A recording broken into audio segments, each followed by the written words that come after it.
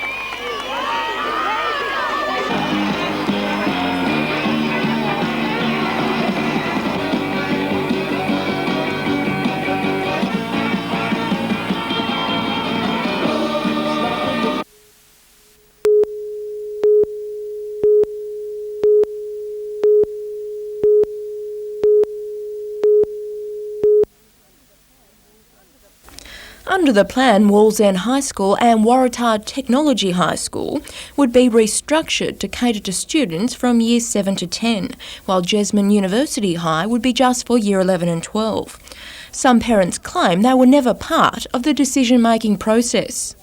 Why weren't we asked beforehand, the teachers asked, the students asked, about our input, about what we think could be best for our children, and have an open forum rather than just, this is what's happening and you'll wear it. It is a proposal to the Minister, and the Minister has to seek government support for some of the things that we're looking at, and so nothing's set in cast iron. Under the plan, the restructure will be implemented next year. Far too soon, say some parents. You've got children in Year 10 that are looking whether they go on at school or looking at job opportunities, what they want to do next year, and they can't decide because at the moment they're not sure what's happening next year. The teachers don't know what happened, the parents don't know what happened. But the Education Department claims the sooner the changes are in place, the better. They feel that having looked at all aspects of the data that has been provided and that they've collected, it's vital that we move quickly. Parents of students from Jesmond High School have been invited to attend an information session tonight. Tanya Carlisle, NBN News.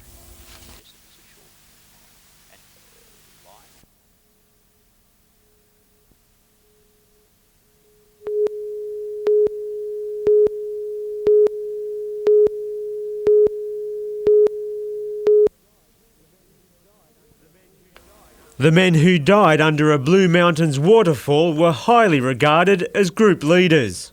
I'd trust both of them. Stephen Rogers graduated from Newcastle University as an environmental engineer and worked for Hunter Water. He was the president and public face of the University Mountaineering Club. Friends describe him as the sort of good-natured person who left a positive impression on everyone he met. A postgraduate engineering student, Mark Charles played rugby but went on the trip because there was no game scheduled for the long weekend. Terrific people. They were the future of the club. Highly respected by other club members, very capable. Survivors have told friends that Mark abseiled to the bottom of the ledge before Stephen Rogers got stuck. Mark climbed back up to help his mate but couldn't. Other club members say the pair must have had a good reason for doing what they did. I don't regard irresponsibility as being an issue in the case of these people. I regard them as being very responsible and to have very good judgment. But the length of time it took the surviving 7 to get help without an emergency signalling device may also be an issue. The club's just taken possession of a beacon, unfortunately not in time for this, although in this situation I don't think it would have made any difference to the outcome. Were those boys dead before the others even left?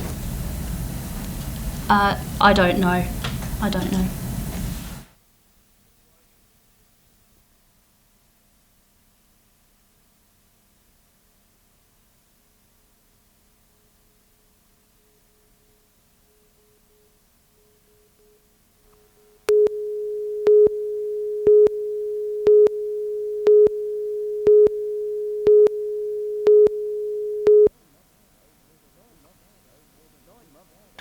Nine months ago, more than 3,000 school students started rehearsing for Newcastle's biggest production. And last night, the starstruck show On Time finally hit the stage and, according to organisers, ran like clockwork.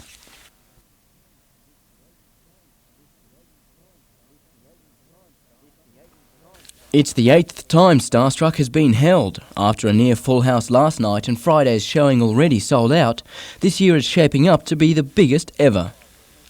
Meanwhile, rehearsals for another production in Newcastle are underway. This time it's an operetta to be held at Newcastle University.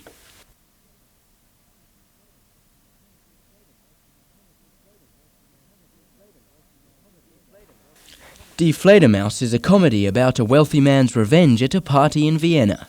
The show boasts more than 50 Hunter performers who've been preparing for the show since late December. Adam Harper, NBN News.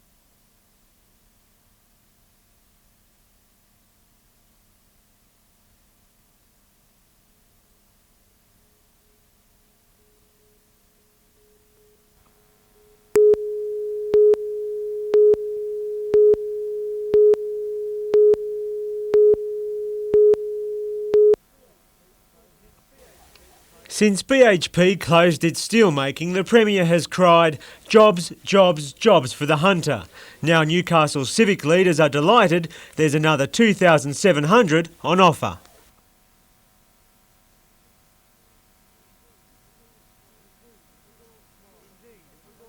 Indeed, it was all smiles. The Hunter's steelmaking skill base attracted the project, delivering 2,000 construction jobs and 500 to 700 in full-time operation if the development is finally approved.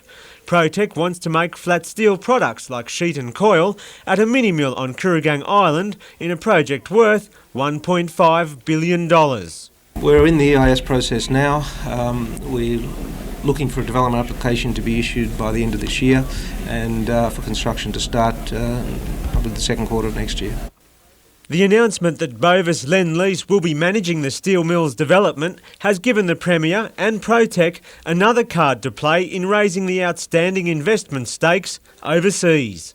I'll be in London in early July and I'm available to meet any of those potential European investors and assure them of this government's strong support for this project. When BHP closed, people began talking about improved air quality and the boost that would provide for tourism. Now, there's a new steelmaking plant on the drawing board, but Protex says it won't be presenting the same environmental problems. Technology is available today to ensure that this can be done in an environmentally sound way, and that's the purpose of the EIS, and that's what we'll be looking to demonstrate. David McElwain, NBN News.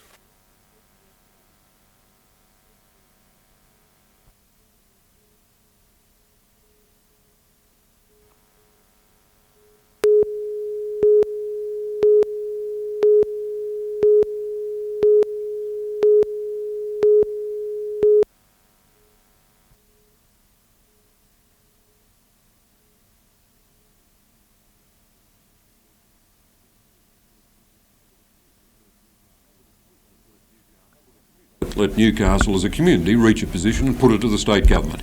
That's something for local decision making. So basically you're saying though if the hunter community were in favour of getting rid of it, the state government would support that? Yes.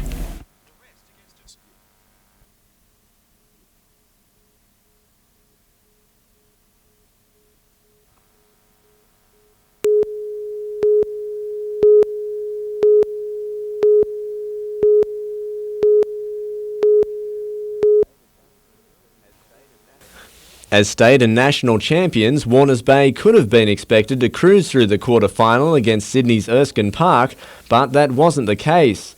A scrappy first half saw the title holders trail by 2 at the break, most of their points coming from free throws.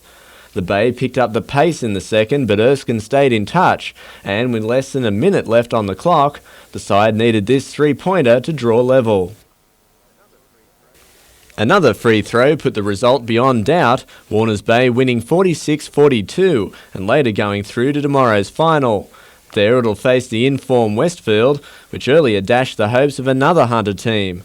Trailing 36-23 at half-time, Newcastle needed to produce something special in the second to beat the fancied Sydney siders, and despite some moments of brilliance, it wasn't to be. Meanwhile, no luck for Northern New South Wales teams in the girls' draw. Arara and Gosford both recorded solid wins in the quarter-finals, but couldn't progress past the semis. Colin Baldwin, NBN News.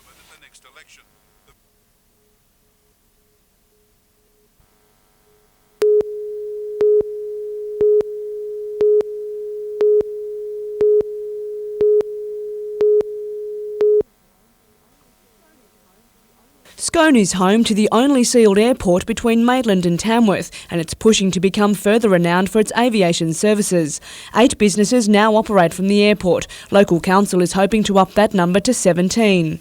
It's proposing a $1.27 million aviation cluster comprising 9 lots and is confident it can fill them with business. Propeller maintenance or upholstery, paint and panel, avionics, instrument repairs, that can make it a one-stop shop for aeroplane owners and pilots.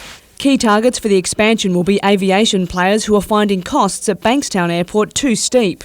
Particularly we're finding that there are firms that now operate from Bankstown that are suffering under some fairly high overhead conditions down there that might be interested in moving to this more attractive business environment. The case has been put to the Minister for Local Government, Harry Woods. He's being asked to contribute $233,000 to the cluster. There's the potential to generate another, 90 jobs on top of the 30-odd that exist on the airport at the moment, so it's fairly exciting for a place of this size. Catherine Turner, NBN News.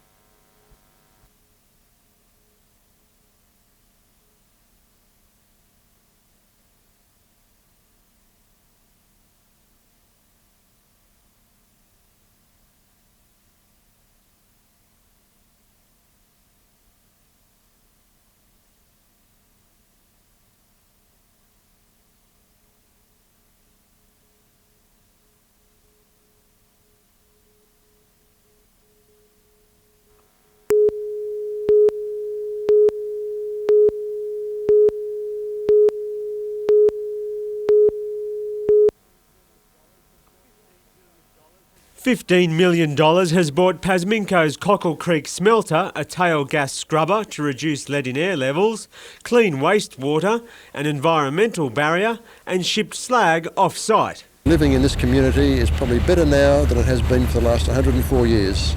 But Minister for Urban Affairs and Planning, Andrew Rafshawgi, says the plant must strive to meet World Health Organisation targets for lead in air and sulphur dioxide emissions by July 1. But the reality is major changes have occurred, not enough yet, but major changes that certainly satisfy me that the company's serious about fixing this problem. And while Pasminco wants to increase the annual output of zinc from 90 to 110,000 tonnes per year, environmental goals must be met. There's no doubt that if the company isn't able to meet the standards required, we're going to have to reduce some aspects of what's being produced. It hasn't always been fun and games at Burrigal Housing Estate. A history of social problems, termites and vandalism prompted the Minister to change his safety helmet for a housing portfolio hat in search for answers. We want to look at the extent of the problem so we can then work out what's the best way to target it. We don't want to put good money after bad. On the other hand, these are people's homes. We need to make sure that people have homes to live in.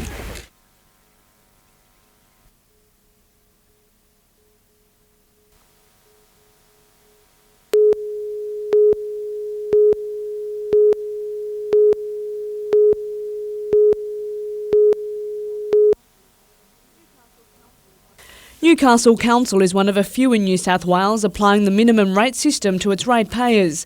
It may soon follow others and install a base rate of 20% plus a rating on the value of the land. Changing the rate to one of a base rate will mean people in low to average rate areas will pay more and people with more highly valued properties will pay less. And I believe that's really inequitable. The Lord Mayor says no system will please everyone, but he wants to adopt one which gives the council room to move. There are no rights or wrongs in this. It's a matter of making a decision, and we make that decision collectively on the basis that we do the best for the wider good. And my point of view at this time is that we can do better for the wider good if we've got a more flexible system. Also on the agenda for next Tuesday's council meeting is the rate increase. It was put at 2.5% in the draft budget, 0.2% less than the state cap. That's $100,000 less for the council to spend. We're about making council more efficient and providing leadership in that regard, and 2.5 is the way to do that. Catherine Turner, NBN News.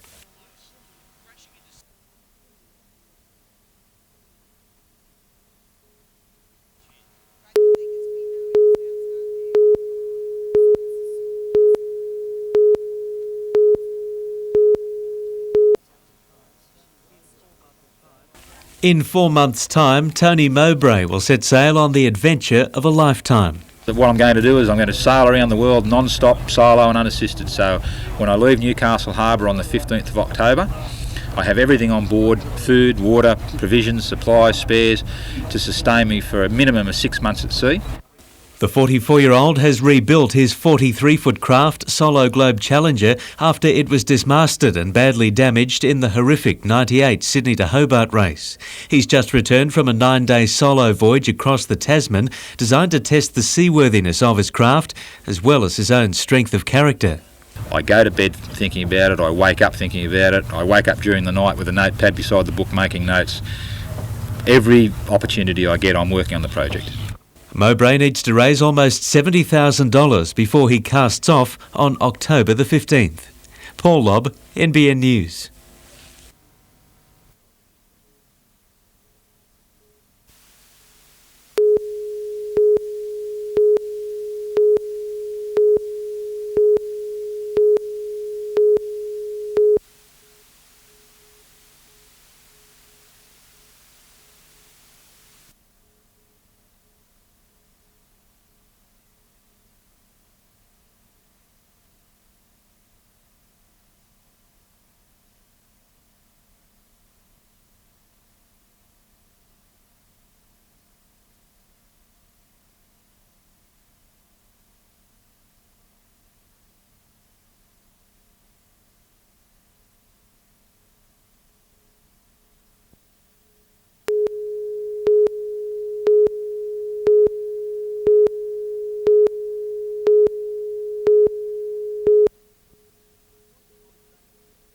Watching on today from the stands with injury, it's the lure of a lucrative English deal that has Peter Shields' days as a knight numbered. It was an opportunity I just have to take.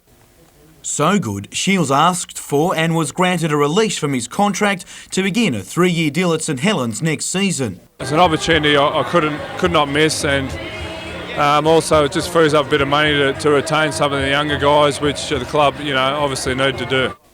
At St Helens, he'll be just down the road from Matthew Johns at Wigan. I think we're going to get plenty of opportunities to play against each other. So I played against Matty a couple of times when I was at Perth, so we've had a few battles. Meanwhile, Newcastle Breakers goalkeeper Bob Catlin has won the National Soccer League Keeper of the Year award. Catlin was a popular choice for the award after recording 7 clean sheets and letting in just 43 goals in 36 games last season. Lee Sterry, John Bonavoli and Robbie Angiewski missed out on their awards, but the club won the Fair Play award.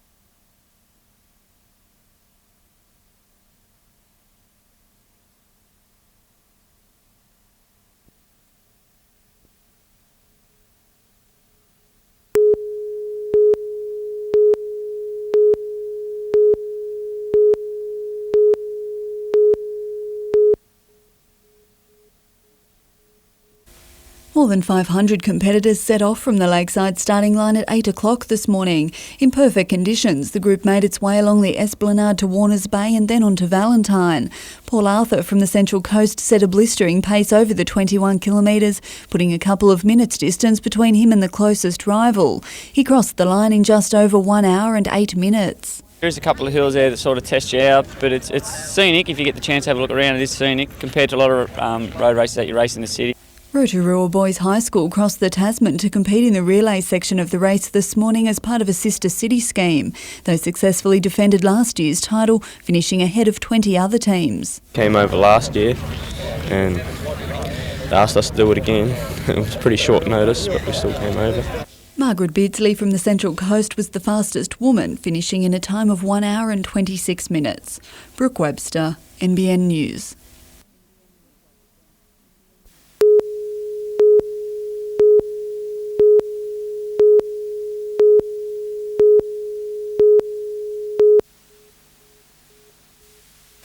Today's recital brought more than just music to the ears. The money raised will go towards palliative care services at the John Hunter Hospital.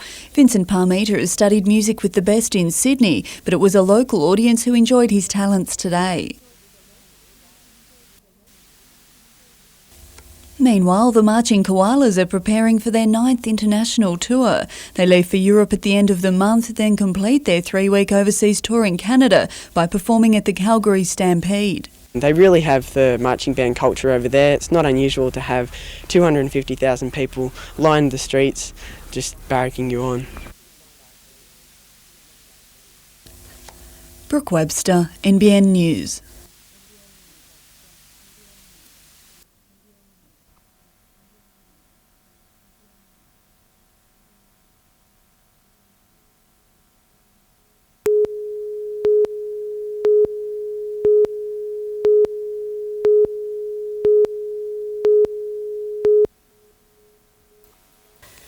The heavy rail line divides the harbour and the CBD, and more recently Newcastle's community. While there appears to be some agreement that the transport corridor remain open, debate is centred on what vehicles should use it. I want to get right away from this polarised position where some people are saying it must be taken out and others are saying it must stay. The city will not progress whilst we remain at that point in the debate. The Lord Mayor has ruled out a light rail system as too expensive, but is considering a trial run of trams along the rail line between Civic and Newcastle stations. They can run like a motor vehicle, stop at red lights. If they stop at a red light, the pedestrian and vehicle accesses across the line in safety, and that's the option that I think we should be pursuing. He believes the state government would contribute to a route extension, especially in light of Premier Carr's apparent endorsement of other transport options. Meanwhile, confidence in Newcastle's financial prospects seems well-founded, with Westpac's CEO meeting with local business leaders to discuss investment opportunities in the city. It traditionally had a stereotype as a steel city, and that stereotype is just at odds with the reality, and I want to spread that word.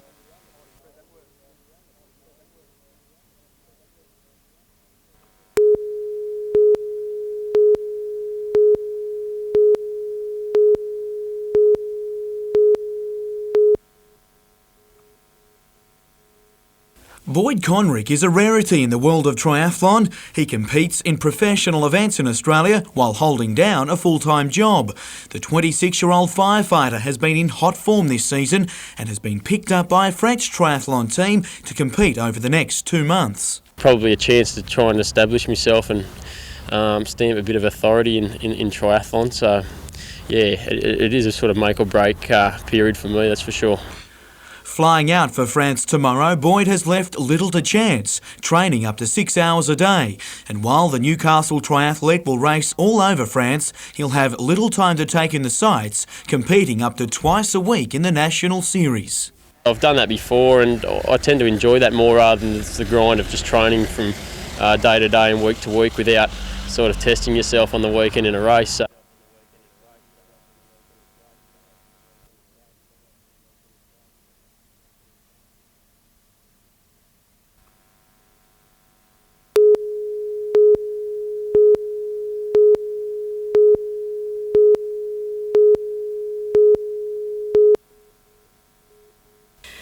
8 months after BHP stopped its steel-making production in Newcastle, the site's future remains undecided. Today, a novel idea emerged: retain some of the plant's structures and turn part of the site into a theme park. One of the blast furnaces, a bit of the steel-making plant and the gas holders, and plus giant ladles and all sorts of things. Doug says the site would have the power to draw people in and keep the spotlight on Newcastle and its steel-making history, but every business venture needs financial backing. I haven't got around to that, but I think we do need an entrepreneurial approach to this, and it has to be a commercial proposition. There's also the issue of safety around the site and the cost of maintaining that equipment. The strongest bid for the site is for a shipping container terminal, while the Heritage Council is fighting to have parts of it preserved. Although the idea of a theme park has worked in Germany, initial reaction from the Lord Mayor is sceptical. The number of people that we have here resident in the area in the Lower Hunter and in the Hunter is only a fraction of the populations that have been in other areas where these theme parks have been created. Development applications for the site go before Council in August. Catherine Turner, NBN News.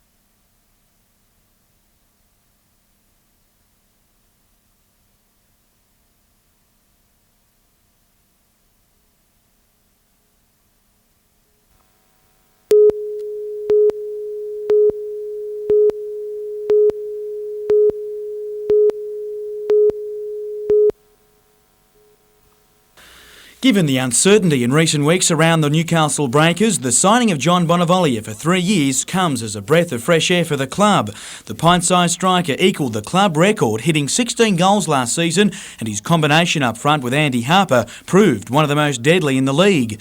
Harper met with new owner John Palmer today and hopes to take up his one-year option to play with the club this season before a possible move into an administration role at the club. And news late today that Wollongong's Asala Massey is close to signing a 2-year deal with the club. The Wolves striker met with coach Lee Sterry this afternoon, just hours before the coach flew out to America to look over a deal. Of the Newcastle-based players, Brad Widgerek and Andy Roberts have agreed to terms, but it's understood teenage striker Chris Tancheski is looking for a new club. And in NBN Soccer League, Hamilton moved to within 2 points of Edgeworth on the competition ladder after it ended the Eagles' unbeaten run in round 17 action. A classic right-foot strike by Rob Mooney in the 20th minute clinched a 2-goal win. But plenty of praise too for Olympic goalkeeper Liam Baker, who maintained Hamilton's lead with some classic saves.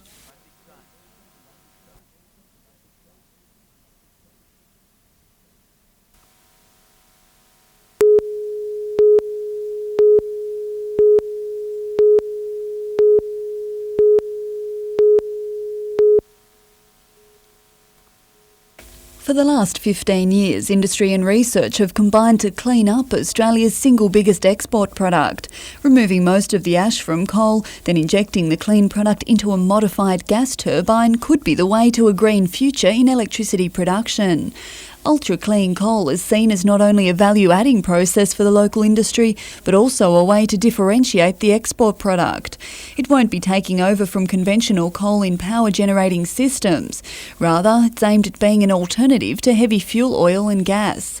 The CSIRO and White Industries say the process increases the efficiency of fuel, meaning more energy for a lesser amount and subsequently a reduction in greenhouse gases.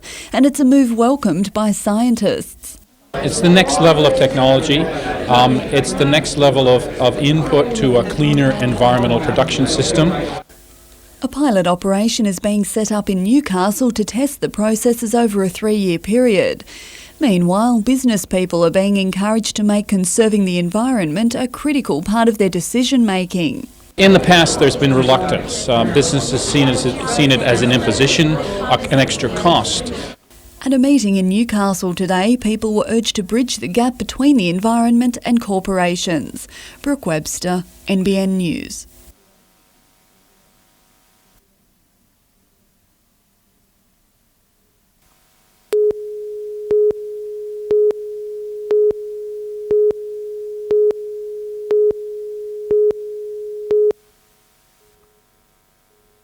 Built in the early 1930s, the Roslyn Street wool store is one of Islington's most historic structures, but plans to overhaul the building into a 3-stage development, which includes 127 units, a museum and cafe, has already attracted a mixed response from the community. Too many units squashed into one little place. The streets aren't built for it. There'll be a lot of jobs for people that do it and all that, and make the place a bit better too. Some residents have even gone as far as suggesting the redevelopment of the building should be subject to stringent heritage guidelines. If we want to be a up-and-coming city, we've got to do the same as Sydney. Keep our heritage, make these buildings look nice by all means, don't leave them an eyesore, and still utilise them in a correct way. Community opinion may be divided at this stage, but one thing council is certain on is that they simply won't entertain the idea of preserving the building for the sole purpose of heritage.